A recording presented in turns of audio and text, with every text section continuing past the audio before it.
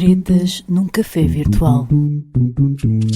Tretas num café virtual. Tretas num café virtual. Boa tarde, bem-vindos às Tretas num café virtual. Espero que quem já tenha almoçado esteja bem disposto e quem ainda vai almoçar que esteja Bem preparado para encher um badulho. Olá, Paulo Ideias. E olá, Jacinto. Olá, boa tarde. Boa tarde. Então, Jacinto, não me diga que você também se foi metendo na confusão da Fórmula 1. Não. É só uma fotografia isto.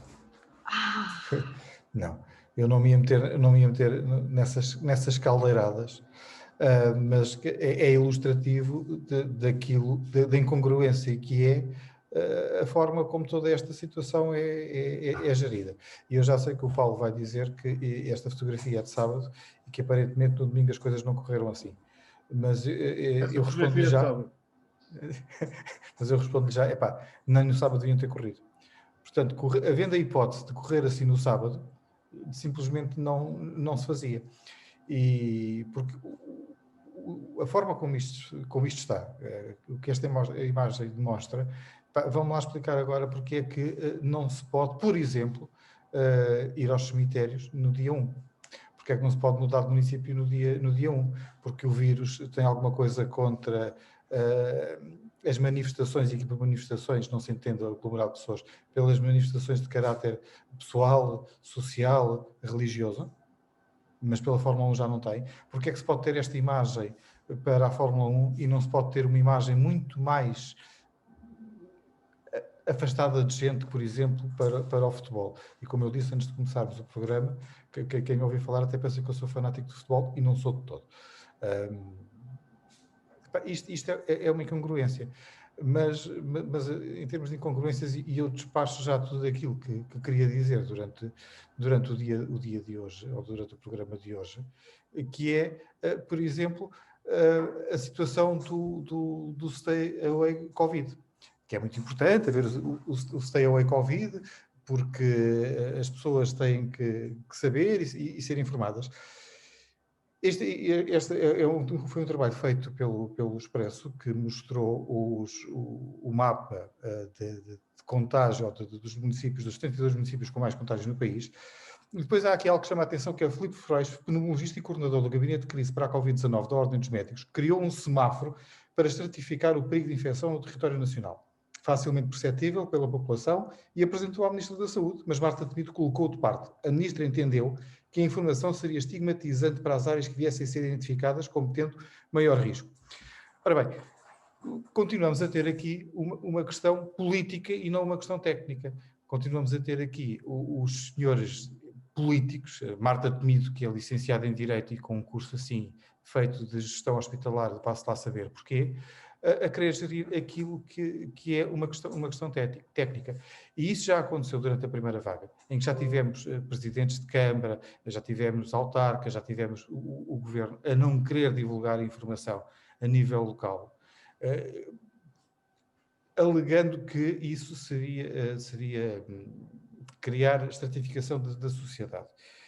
Não é segredo nenhum para ninguém que há um problema com as pessoas que efetivamente têm que trabalhar e que têm que ganhar a vida, porque não há transportes, porque não foram criadas condições. E esconder isso não é fazer um bom trabalho, não é proteger essas pessoas, é desproteger todo um país. E este gráfico que está aqui atrás de mim é bem elucidativo disso. São os internados ao longo destes meses todos.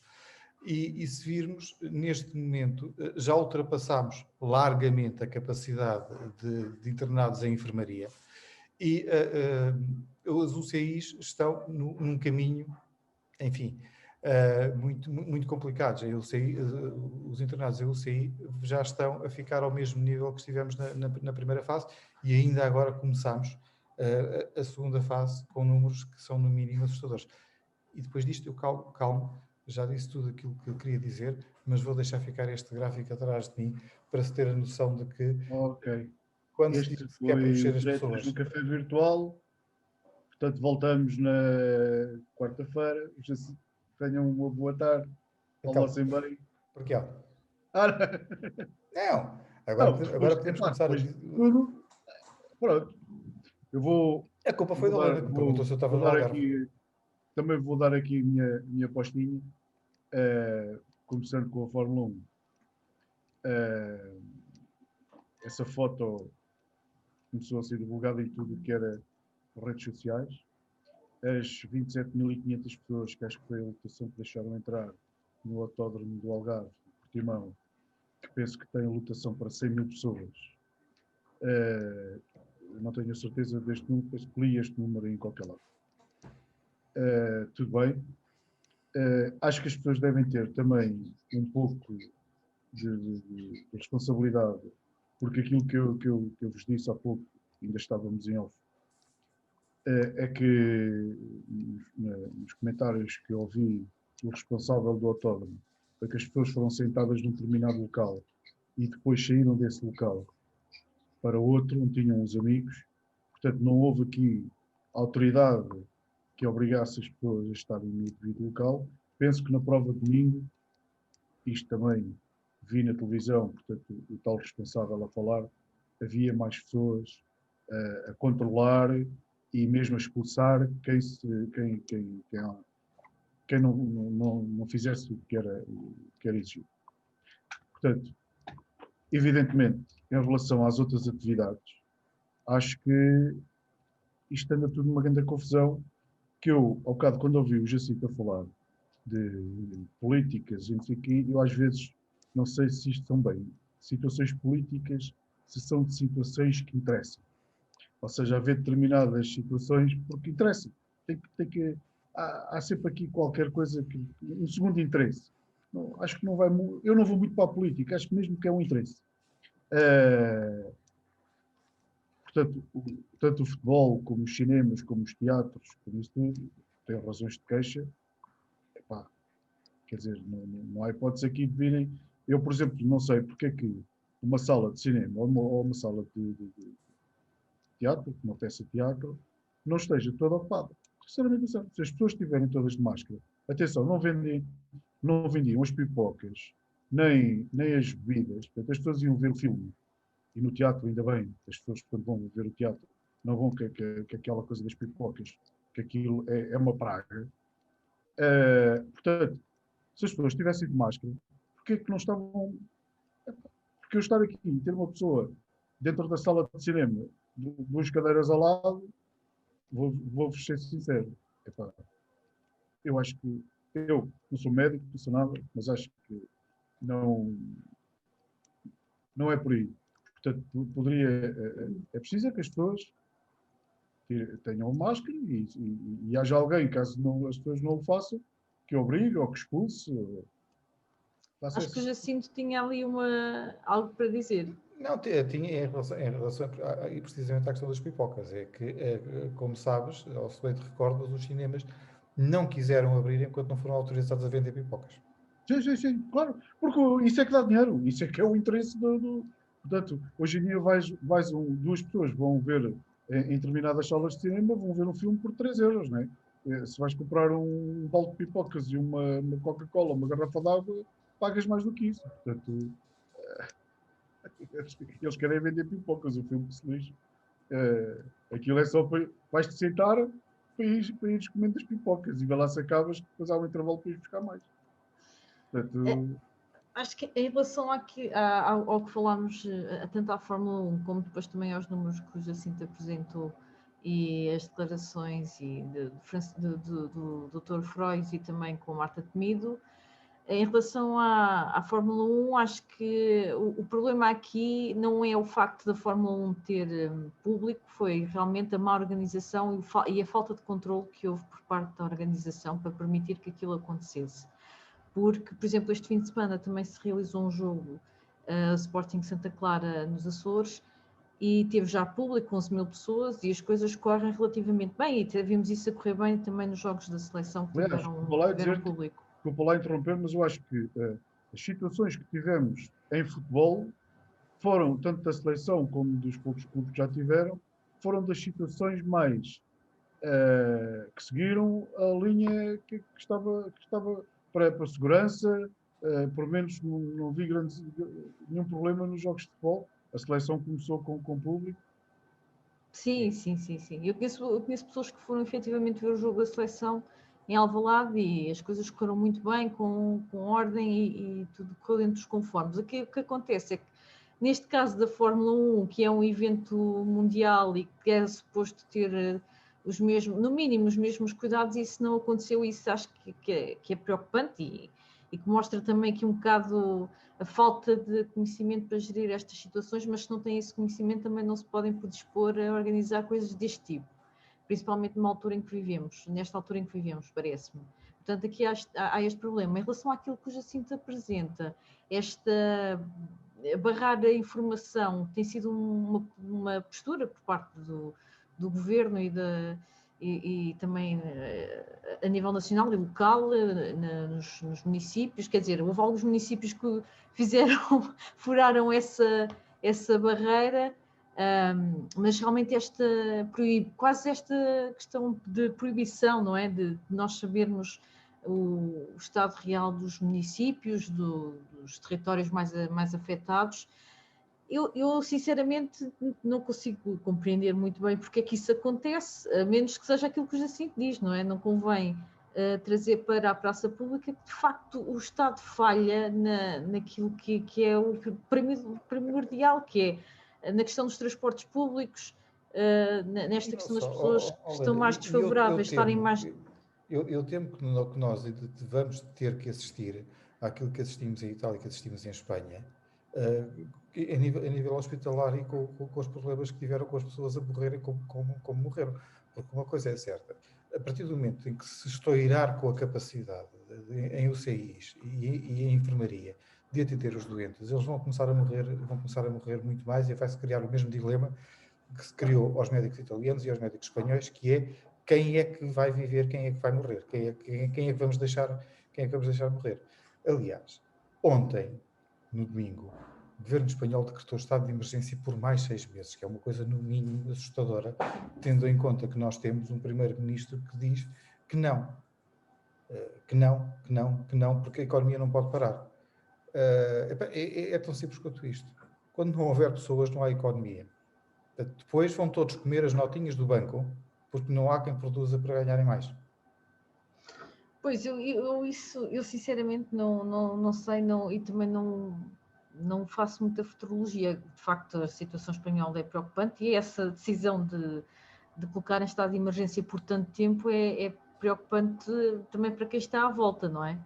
Porque eu acho que isto, mais cedo ou mais tarde, nós estamos a viver agora aqui, dizem que é a segunda vaga que está agora mais no norte, mais proeminente, mas se acontecer aquilo que aconteceu na primeira vaga, daqui a umas semanas vai chegar à região de Lisboa e Val do Tejo, seguramente, e realmente a capacidade de internamento em UCI é o mais preocupante aqui, mas o que eu acho é que se continua aqui a ligar-se a subterfúgios e a questões que não são bem questões para não tratar daquilo que é essencial, que é a prevenção, uma maior prevenção daquilo que se pode prevenir ainda, não é?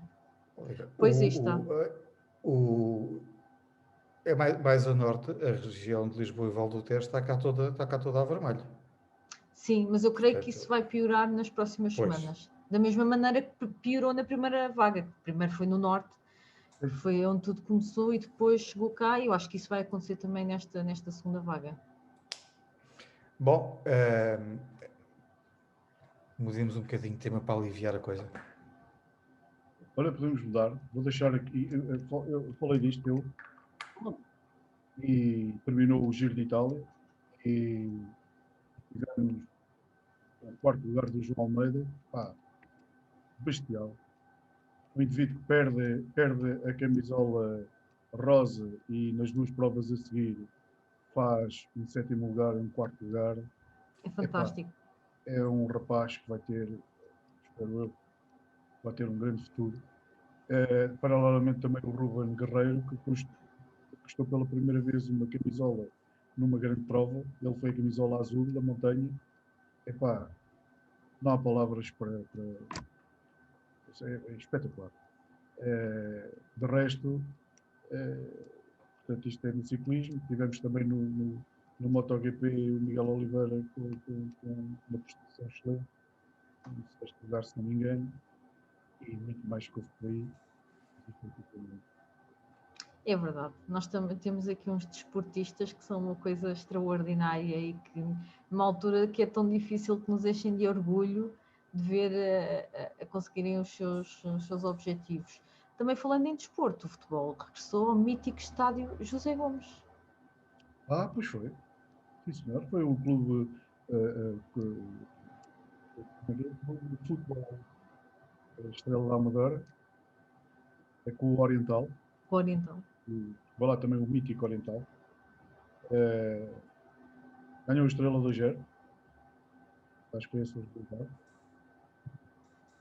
Foi belíssimo. Estrela que ainda não perdeu. Aliás, Não, acho parece que não. que para a taça, né, tem um empate e o resto que acho que é tudo vitórias. Portanto, vai reeditar a final da Taça de Portugal, mas aqui numa eliminatória no José Gomes com o Sport Clube de Farense. Portanto, vai ser giro ver novamente as duas equipas. O Farense que está numa situação melhor que o Estrela a nível de divisão, não é? Portanto, vai ser engraçado para ver. Sim, senhor. Vamos ver como é que corre. Pode ser que Poderá ser aqui quase um tomba gigante, se o Estrela conseguir vencer.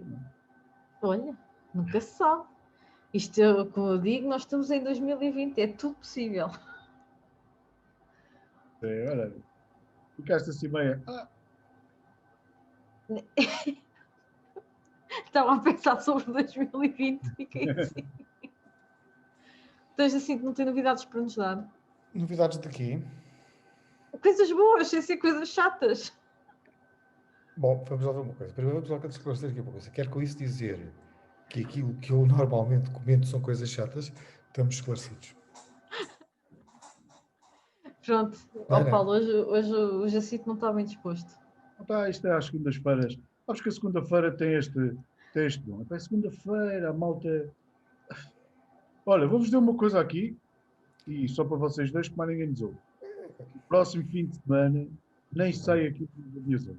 Epá. Não. Fico por aqui, porque isto, não vou pôr nessas coisas. Não, eu tenho só duas coisas a dizer. Próximo fim de semana vou atravessar pelo menos 4 municípios.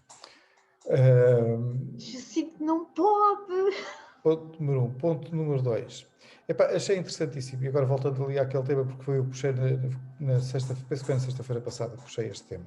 Portanto, vou puxá-lo também muito rapidamente.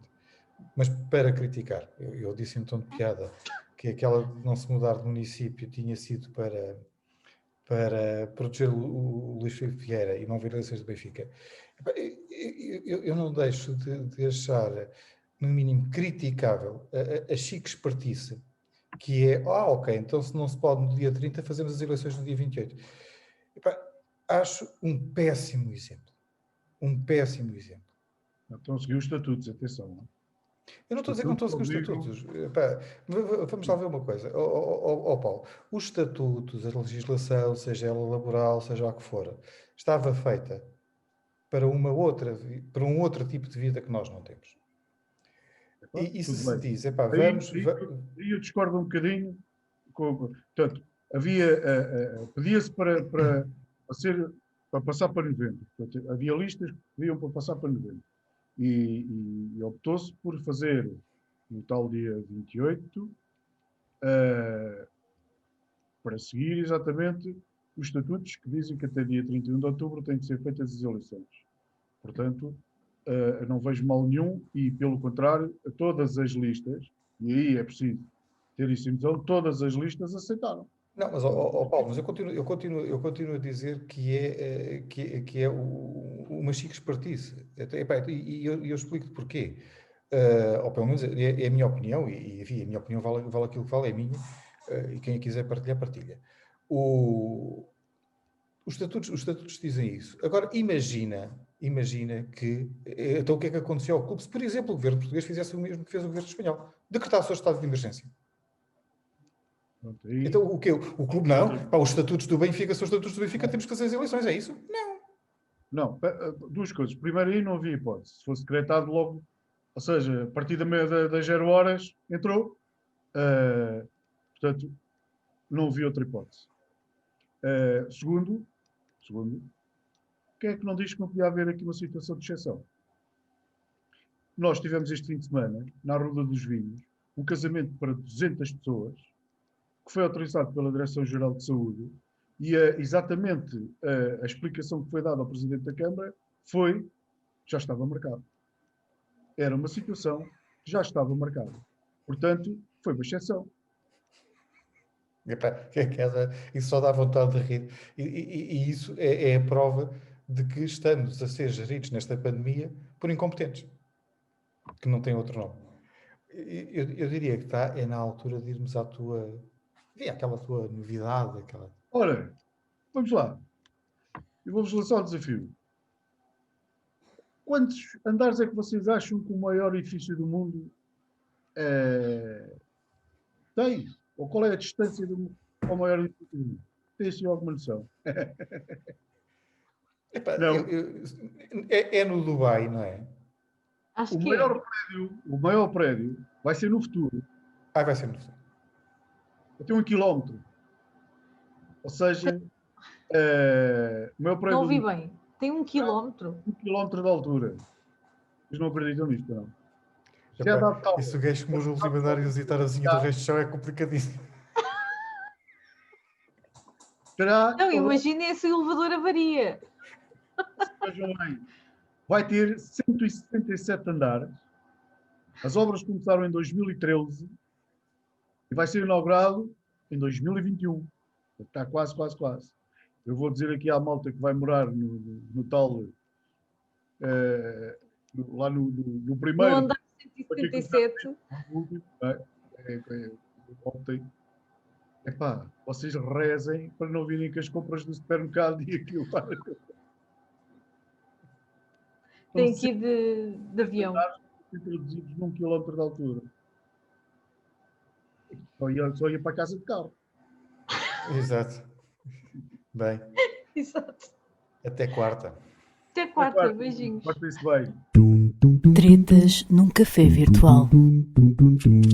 Tretas num café virtual. Tretas num café virtual.